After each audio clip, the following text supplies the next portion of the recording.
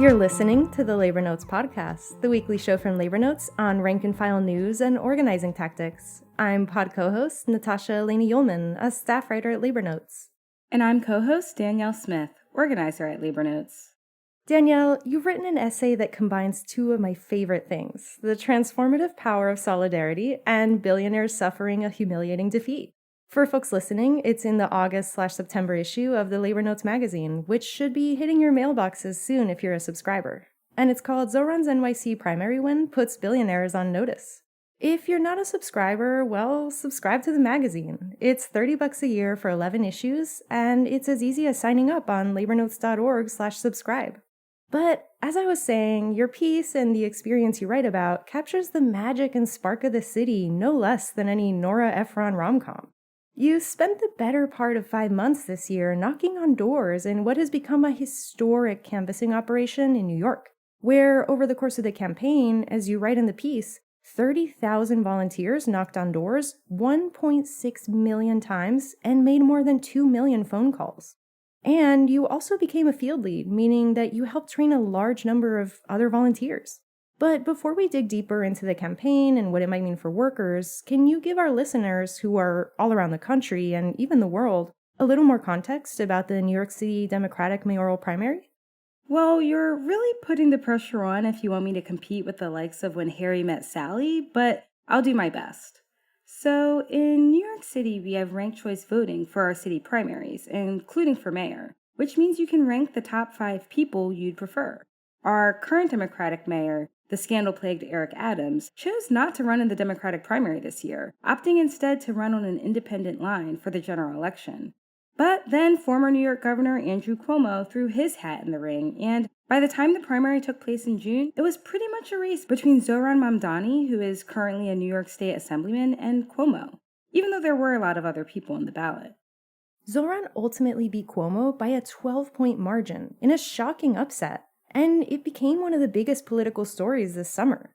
I'm curious, Danielle, why do you think it's also an important story for workers and the labor movement?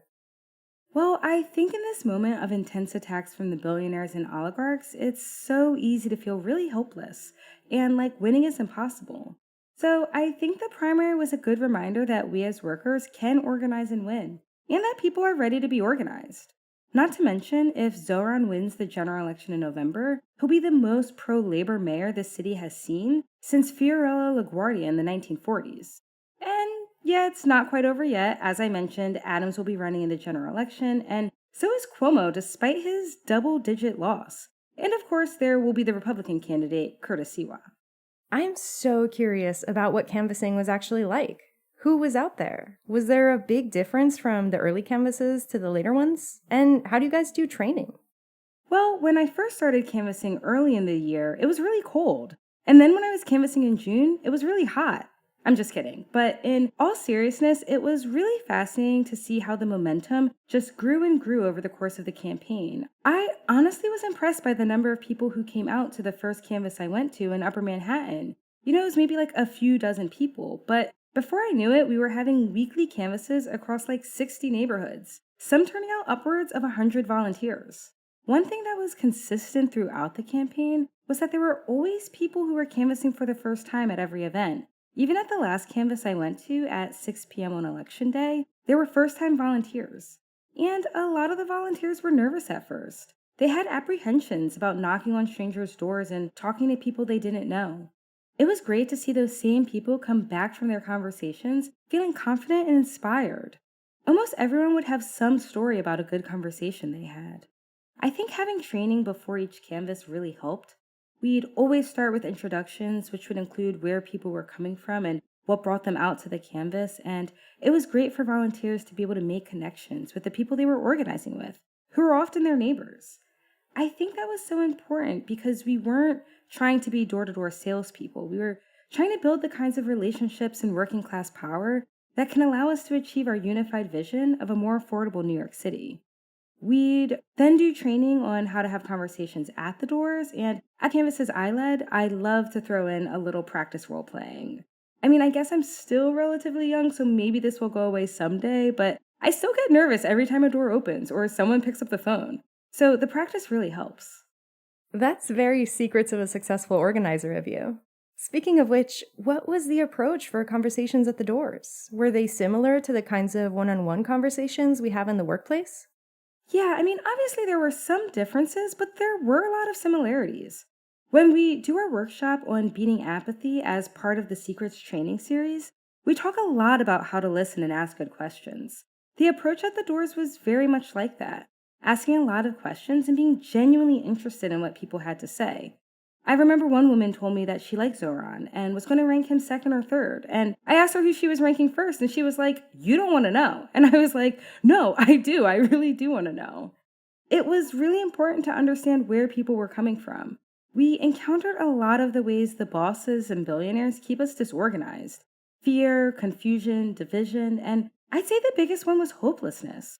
It was hard for people to believe things can be different. And it was amazing to see that belief change in how people voted after all the conversations we had. What was Labor's involvement in the campaign like? Yeah, it's interesting. Eric Blanc, an assistant professor of labor studies at Rutgers University, wrote a piece before the primary titled, "Labor Could Swing NYC's Election to Zohran," where he noted that these days it's, quote, taken for granted that union leaders will almost always back the establishment Democrat, who is most likely to win, since endorsing the frontrunner gives unions a quote-unquote seat at the table, from which they can then lobby for the interests of their members, end quote. That was sort of the dynamic in this primary, where many labor unions endorsed Cuomo, who was favored to win the election. But as Blanc notes in the article, there were some significant breaks from those politics as usual that really seemed to come from rank-and-file activism. The piece talks about how rank-and-file in Region 9A of the United Auto Workers and District Council 37 in AFSCME, which is the biggest union in New York City, formed ad hoc organizing committees to help get their unions on board early, when Zohran's viability was questioned. This week, we ran a piece from Sam Feldman, an at-large member of the UAW Region 9A New York City Area Community Action Program Council, on our site titled, "Why the UAW Endorsed Zohran When Other New York City Unions Held Back." And his piece is about how union reform efforts in the UAW led to a more transparent and member-driven endorsement process. And notably, Region 9A didn't just endorse Zohran, they really threw their support into his canvassing efforts. The union hosted a kickoff event in the Bronx early in May with more than 50 members and continued to hold canvasses leading up to the primary. Members signed up for more than 1,000 volunteer shifts in total, and the union had to print its UAW for Zohran shirts 4 different times. I saw those shirts at some of the canvases I was at. Feldman said of the UAW, quote, "Its initially risky endorsement would never have happened without an organized and energized movement among the rank and file, as well as leadership willing to listen and be led. It's no coincidence that one of New York City's most small d Democratic major unions was also the first to endorse the surprise winner," end quote. You mentioned earlier that other unions supported Cuomo in the primary, but many of those have since flipped since Zohran's win, including 32BJ SEIU, Local 1199 SEIU, and the Hotel and Gaming Trades Council. What do you think that means for what canvases might look like leading up to the general? Well, I think the UAW Region 9A is a great model for saying, we're not just going to back the candidate that seems like they'll win. We're going to pick the best candidate for workers and make sure they win. Breaking out of that model of just making paper endorsements and really getting out in the field to get it done. I hope to see that from more unions, and if the union leadership won't do it, we know the rank and file have the ability to do it. I think we saw in this primary that people in the city have power, but I also think we saw how the rank and file and our unions have power too. Before we go, you mentioned when Harry met Sally earlier. Do you think men and women can really just be friends? That's our episode for today. Okay, fair enough. Well, that's our show. As always, don't forget to rate us or leave us a review on Apple or Spotify. If you're listening to us on Podbean at labornotespodcast.podbean.com, download our episode. And we've got a few online events coming up this month, including our Race and Labor Workshop series on Thursdays, August 14th, 21st, and 28th, and our next Stewards Workshop that I'll be leading on the topic of holding effective meetings on Monday, August 18th. You can sign up at labornotes.org/events. The Labor Notes podcast is produced by Daniel Smith, Sindhu Sundar, and myself. Our title music was written and performed by our coworker, Keith Brower Brown. See you next week. Solidarity, y'all.